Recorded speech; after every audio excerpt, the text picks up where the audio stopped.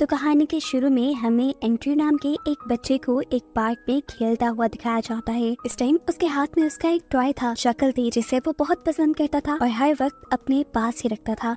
इसी time Andrew की मोम जो उसके पास खड़ी हुई थी, उनको एक कॉल आई। कॉल के दूसरी तरफ आदमी उन्हें हरास करने की कोशिश कर रहा था, उन्हें तंग कर रहा था और इस सब में वो इतना मगन हो गई कि उन्हें पता ही नहीं चला एंड्रयू उन्हें कब से बुलाता रहा। एंड्रयू को असल में जंगल के अंदर शक्ल दिख रहा था जो उसे अपने पास बुला रहा था। कॉल बंद होने के बाद एंड्रयू की मॉम ने जैसे ही पीछे मुड़कर देखा तो एंड्रयू वहाँ नहीं था। वो घबरा गई। उसे यहाँ से चाहता उसकी नेबर एमिली और उसकी मॉम एना ने भी देखा था। एंड्रयू जंगल के अंदर मिस्टर चकलदीप के बुलाने पर गया था, लेकिन जंगल के अंदर उसे मिस्टर चकलदीप नहीं नजर आ रहे थे। एकदम से दोबारा उसे मिस्टर चकलदीप की झलक नजर आई, जिसके पीछे वो भागा और एकदम से पीछे से किसी ने उसके ऊपर हमला कर दिया। सीन कट होता है और हमें पता चलता है कि रात होने पर अब पुलिस भी एंड्रयू को जंगल में ढूंढ रही है और पुलिस के साथ एंड्रयू की डैड भी हैं, जो कि पुलिस ऑफिसर ही हैं। जंगल में बहुत ज्यादा ढूंढने पर उन्हें पहले एंड्रयू का टॉय मिलता है और उसके बाद थोड़ी ही दूरी पर उन्हें एंड्रयू भी मिला, जो कि अब मर चुका था।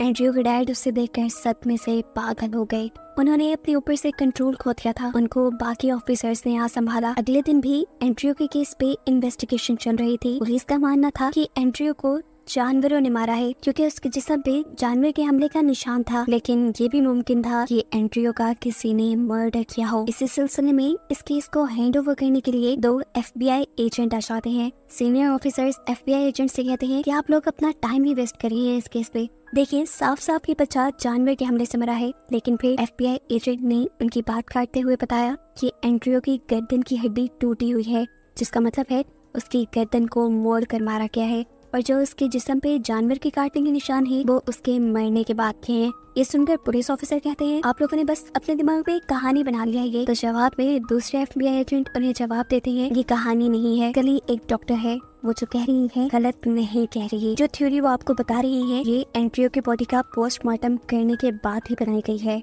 अब FBI एजेंट स्कली पुलिस ऑफिसर्स को गाइड करती है कि उन्होंने किलर को कैसे ढूंढना है। जिस तरह से एंड्रयू की गर्दन को मोड़कर उसे मारा गया था, ये जरूर एक जवान और ताकतवर इंसान का काम था, यानी कि किलर की एज 19 से 42 साल तक हो सकती थी और ये काम वही कर सकता था जो एक प्रोफेशनल किलर हो, या जिसके पहले कोई क्राइम रिकॉर्ड्स हो, और वो जो एंड्रयू की फैमिली को जानता भी हो और साथ ही साथ एंड्रयू की पार्क में आने की टाइमिंग भी जानता हो। पुलिस ऑफिसर्स उनकी सारी बातें सुनकर यहाँ से चले जाते हैं, जिसके बाद ये दोनों FBI एजेंट आपस में बातें करते हैं। एजेंट मोल्डर्स स्कली को बताता है कि मुझे लग रहा है कि ये किसी इंसान का काम नहीं हो सकता है, कि ये किसी स्पिरिट का या किसी और चीज का काम हो। स्कली उसकी बात को गौर से सुनती है। वो बताता है कि 16th सेंचुरी में एक औरत थी यहाँ पर, जिससे कुछ जादू, कुछ रिचुअल्स की हेल्प से यहाँ हेरेजाई यानी जहन्नुम का दरवाजा खोला था और माना जाता है कि उसके डेविल के साथ रिलेशंस भी थे। हो सकता है कि ये केस उसी केस की एक कड़ी हो। ये सब सुनकर स्कली कहती है ओ कम ऑन, ये तो किसी किताब की कहानी लग रही है,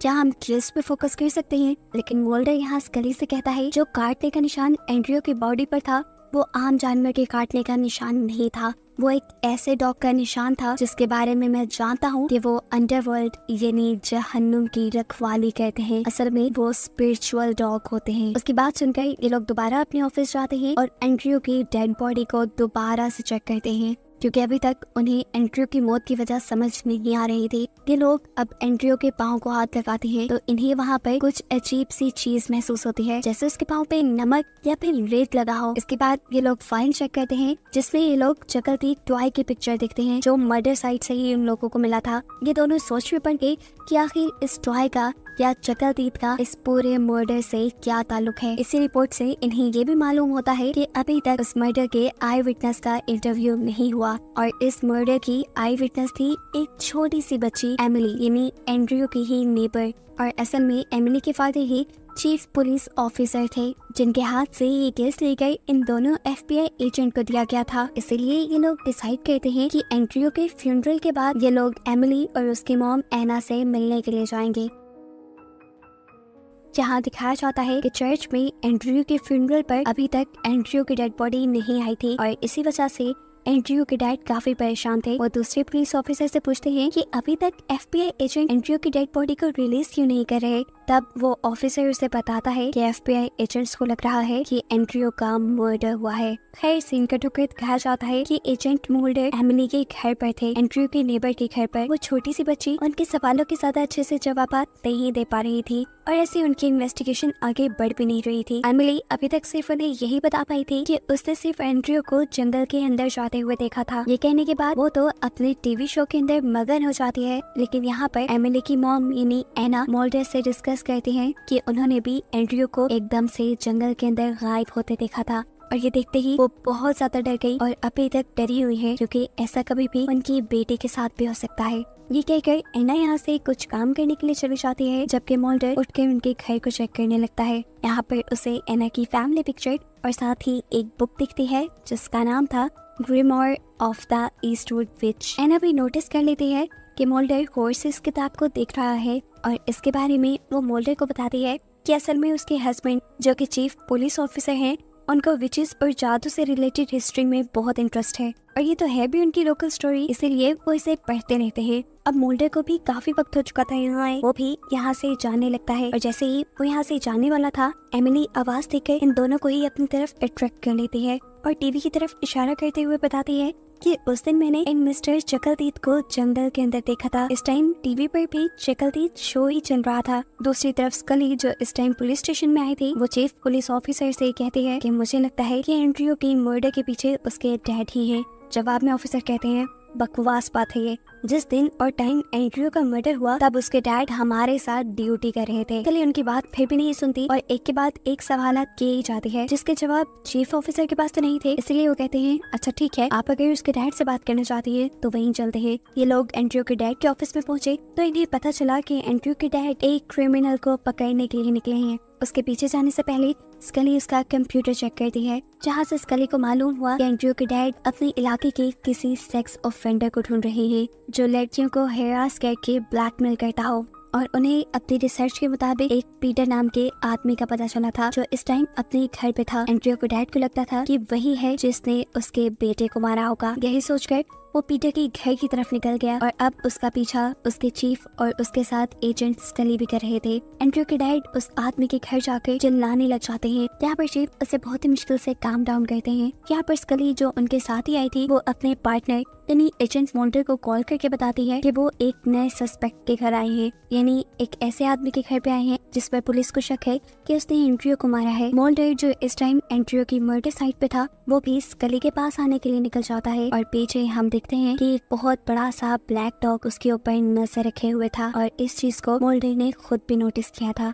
स्कली के पास आकर उस स्कली से कहता है मुझे नहीं लगता कि पीटर ने एंड्रयू को मारा होगा, मुझे अभी भी यही लगता है कि उसके पीछे किसी स्पिरिचुअल चीज का हाथ है, क्योंकि वो अभी भी उस ब्लैक डॉग को जंगल में देख कर आया था जो उसके अकॉर्डिंग हेल की रखवाली करते थे। लेकिन इतनी जल्दी ये किसी भी थ्योरी से रिजल्ट नहीं निकाल सकते थे। स्कली के कहने पर मोल्डर और स्कली दोनों जाकर पीटर के घर की इन्वेस्टिगेशन करते हैं, जहां उन्हें एक अजीब सी शूज और साथ ही एक बंदर भी नजर आता है। इन्हीं शूज के पास मिस्टर चकलदीद वाला एक मास्क भी रखा हुआ था और जैसा हमें याद हो, एमिली ने बताया था कि जंगल में उसे मिस्टर चकलदीद ही दिखे थे, तो अब हो भी सकता था कि इसी आदमी ने एंड्रयू को मारा हो। सारे सबूत अब इस आदमी के खिलाफ हो गए थे, लेकिन अब स्कली बुरी तरह कंफ्यूज हो गई थी क्योंकि मोल्डर अभी भी इस आदमी को किलर नहीं मान रहा था। जवाब में मोल्डर कहता है कि मैं ये नहीं कह रहा कि इस आदमी ने कोई मर्डर नहीं किया, मैं बस ये कह रहा हूँ कि एंड्रयू का मर्डर उसने नहीं किया और हमें थोड़े से सबूत के पीछे इतना बड़ा फैसला नहीं करना चाहिए।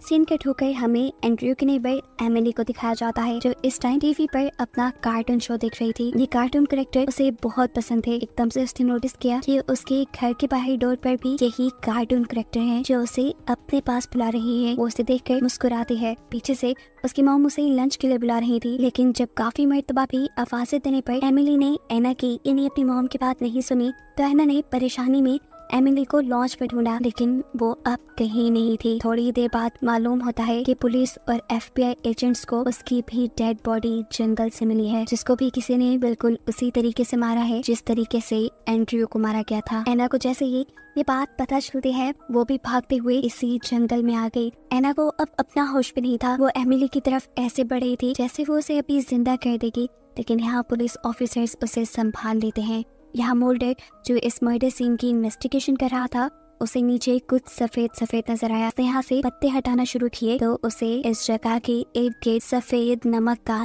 एक दायरा दिखा। ये देखकर मोल्डर शॉक में रह जाता है और स्कली को बताता है कि ऐसे साइकिल अक्सर स्पिरिट्स को या डीमंस को बुलाने के लिए बनाए जाते हैं। 16th और 17th सेंचुरी में तो ये एक फैशन था। उस टाइम की विचेस अपने जादू करने के लिए डीमंस को बुलाया करती थी। वो ऐसे स्पिरिट्स होती थी जो किसी भी जानवर, इंसान या किसी भी चीज का भेस बदल सकती थी, यहाँ तक कि एक इंसान का भी रूप ले सकती थी। वो इन सोल्स को फेमिलियर कहा जाता है और ये फेमिलियर्स किसी भी इंसान को मारने के लिए उसकी पसंदीदा चीज का भेस बदल लेती हैं, जैसे उसके पसंदीदा इंसान का, जानवर का, यहाँ तक कि उसके पसंदीदा खिलौने या कार्टून कैरेक्टर का भी। अब मोल्डर यहाँ से और पत्ते हटाता है और उन्हें नीचे एक स्कल का साइन दिखता है। मोल्डर कहता है, देखो मैंने कहा था ना, ये वही जगह है जहाँ पर डीमन और स्पिरिट्स को बुलाया जाता है। ये सब देखने के बाद वो अब चीफ ऑफिसर के पास जाता है, क्योंकि मोल्डर को लग रहा था कि इस सब के पीछे चीफ ऑफिसर ही है जो सबको हकीकत से दूर रखने की कोशिश कर रहा था। क्योंकि मोल्डर ने चीफ ऑफिसर के घर पर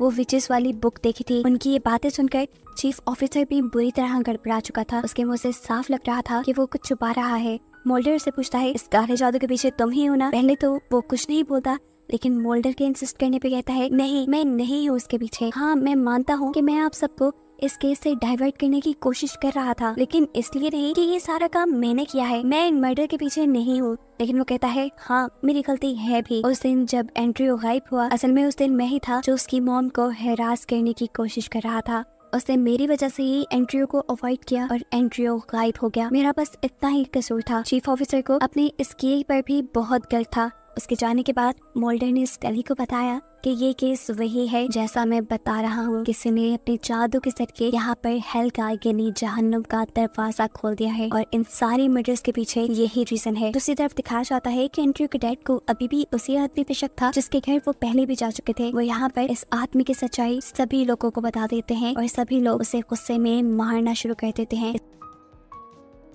इसी खबर जैसे ही एजेंट मोल्डर और स्कली को मिलती है, वो लोग फौरन यहाँ आकर इस सिचुएशन को संभालने की कोशिश करते हैं। स्कली सबको अपना बैच दिखाते हुए बताती है कि वो FBI एजेंट है और अगर सबने साथ में को मारना ना छोड़ा तो वो सबको अटेम्प्ट टू मर्डर के चार्ज में अंदर करवा देगी। यहाँ सब लोग तो उसके कहने पे रुक गए, लेकिन फिर एंड्रयू के डैड ने बिना कुछ सोचे समझे उस आदमी को शूट करके मार डाला। हालांकि उस आदमी का तो कसूर भी नहीं था। ऐसे बेकसूर आदमी को मारने के चलते उसे खुद जेल हो जाती है और कुछ दिन बाद का कोर्ट ट्रायल होता है। कोर्ट में हेयरिंग के दौरान एंड्रयू के डैड को इसलिए छोड़ दिया गया, एक तो वो गिल्टी भी थे और दूसरा जिस आदमी को उन्होंने मारा था वो ऑलरेडी एक क्रिमिनल था। लेकिन इस सब के बावजूद भी उन्हें $5000 फाइन भरना पड़ा। कोर्ट की हेयरिंग के दौरान हम मोल्डर और स्कली को आपस में बातें करता हुआ भी देखते हैं, जहाँ मोल्डर स्कली से कह रहा था कि जिसने भी उस हेल का गेट खोला है या जिसने भी वो रिचुअल और मैजिक किया है वो भी इसी रूम में हमारे साथ ही बैठा हुआ है, बस हमें अपनी आंखें खुली रखनी होगी। जैसे ही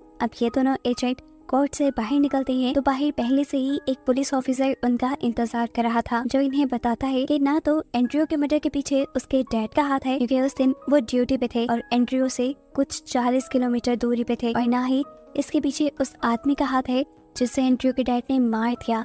इस ऑफिसर को असल में इन दोनों एजेंट्स ने किसी और शहर से इन्वेस्टिगेशन के लिए बुलाया था, क्योंकि अब इन दोनों को यहाँ के लोकल ऑफिसर्स पर एतबार नहीं रहा था। सिंकट होकर हमें एंड्रयू के डैड को दिखाया जाता है जो अब वापस घर आ गए थे, लेकिन घर आकर भी वो खुश नहीं थे बल्कि और डिस्टर्ब थे, क्योंकि इस सारे केस की वजह से उन्हें एक सबसे बुरी हकीकत ये पता चली थी कि उसकी वाइफ और उसके चीफ ऑफिसर के दरमियान में रिलेशन था, जिसकी वजह से चीफ ऑफिसर ने उसे हैरेस किया। ऐसे में उसकी नजर उसके बेटे से हट गई और उसके इस घिनौने काम की वजह से उसके बेटे की जान भी चली गई। अपने हस्बैंड के मुंह से ये सारी बातें सुनकर एंड्रयू की मॉम और भी ज्यादा परेशान हो जाती हैं। वो जो खुद एंड्रयू की मौत के गम से बाहर नहीं निकल पाई थी, अपने हस्बैंड की बातें सुनकर और भी अपसेट हो जाती हैं और गाड़ी लेकर वहाँ से निकल जाती हैं। और पीछे से उसका हस्बैंड अपने बेटे की मौत का बदला चीफ ऑफिसर से लेने के लिए निकल जाता है। यहाँ एंड्रयू की मॉम जब ड्राइव कर रही थी तो जंगल के दरमियान के रास्ते से उन्हें सड़क के बिल्कुल दरमियान में एंड्रयू खड़ा नजर आया, जिसे बचाने के लिए उन्होंने अपनी गाड़ी मोड़ी तो बुरी तरह उनकी गाड़ी पलट कर उनका एक्सीडेंट हो गया। एंड्रयू के डैड जो इस टाइम चीफ ऑफिसर के घर के अंदर आ चुके थे, उन्हें घर के अंदर पहले तो अंधेरे के अलावा कुछ दिखाई नहीं देता, फिर थोड़ी ही दूरी पे उसे मिस्टर चकलदीद दिखाई देते हैं जिसका वो पीछा करने लगे। लेकिन जैसे ही वो मिस्टर चकलदीद के पीछे जाते थे चकलदीद वहाँ से गायब हो जाता था। यह उनके साथ एक बार नहीं, 2 बार नहीं, 3 मरतबा हुआ। चौथी मरतबा उसे चकलदीद टीवी के ऊपर चलता हुआ सुनाई दिया और जैसे ही वो टीवी में चकलदीद शो देखने ही वाला था, एकदम से उसके पीछे कोई आ गया और ये कोई और नहीं, मिस्टर चकलदीद ही था। उसे अपनी गन से शूट करके मारने ही वाले थे, लेकिन तभी यहाँ पर चीफ ऑफिसर भी आ गए, जिन्होंने रिक यानी एंड्रयू के डैड को ऐसे देखा जैसे वो उसके ऊपर गन पॉइंट किए हुए हो। इससे पहले कि रिक उन्हें गोली मारता, चीफ ऑफिसर उसे गोली मारकर खत्म कर देते हैं। गोली की आवाज यही करीब मौजूद एजेंट मोल्डर और स्कली ने भी सुन ली थी। जब उन दोनों ने यहाँ कर चेक किया तो उन्हें एंड्रयू के डैड यहाँ पर मरे हुए मिले। ये देखकर इन दोनों को ही शॉक लगा और अब ये लोग ये बात भी जान गए कि आगे कुछ बुरा ही होने वाला है। ये दोनों घर से बाहर निकल तो इन्हें इस घर के बाहर भी सॉल्ट का सर्कल बना दिखाई देता है। कुछ सोचते हुए एजेंट मोल्डर दोबारा घर के अंदर जाते हैं और देखते हैं कि अब वहाँ वो विच वाली बुक भी नहीं थी। ये देखकर ये लोग अब जंगल में क्राइम सीन की तरफ बढ़े, जबकि यहीं पर हमें दिखाया गया कि अब चीफ ऑफिसर भी डायन को यानी एंड्रयू की मॉम को ढूंढ रहे थे। उनको ढूंढते हुए वो भी जंगल के करीब पहुंचे, जहां उन्हें एंड्रयू की मॉम की गाड़ी उल्टी हुई दिखाई दी। लेकिन हैरानी की बात तो ये थी कि एंड्रयू की मॉम सही सलामत जंगल में खड़ी हुई थी और उन्हें अपनी तरफ बुला रही थी और एंड्रयू की मॉम एकदम से जंगल के अंदर गायब हो जाती है। वो भी उन्हें ढूंढने के लिए जंगल के अंदर चले गए। एंड्रयू की मॉम को ढूंढने में वो इतने मगन हुए कि उन्होंने जंगल के करीब पड़ी हुई एंड्रयू की मॉम की लाश भी नहीं देखी। यानी साफ मतलब था कि एंड्रयू की मॉम मर चुकी थी और अब जो उन्हें नजर आ रहा था वो उनकी या तो हेलुसिनेशंस थी या फिर ये कोई एंड्रयू की मॉम की शक्ल में स्पिरिट थी। चीफ ऑफिसर जंगल में भी दूर निकल आते हैं, जहां जंगल के पीछे बीच उन्हें अपनी वाइफ यानी एना दिखाई देती है, बहुत सारी कैंडल्स के घेरे में। ये एक मैजिक सर्कल था, एक जादुई घेरा था जिसके अंदर खड़े होकर वो काला जादू कर रही थी, उसी किताब की मदद से जो किताब हमने उसके घर पर देखी थी। और इसको देखकर यहाँ हमें पता चलता है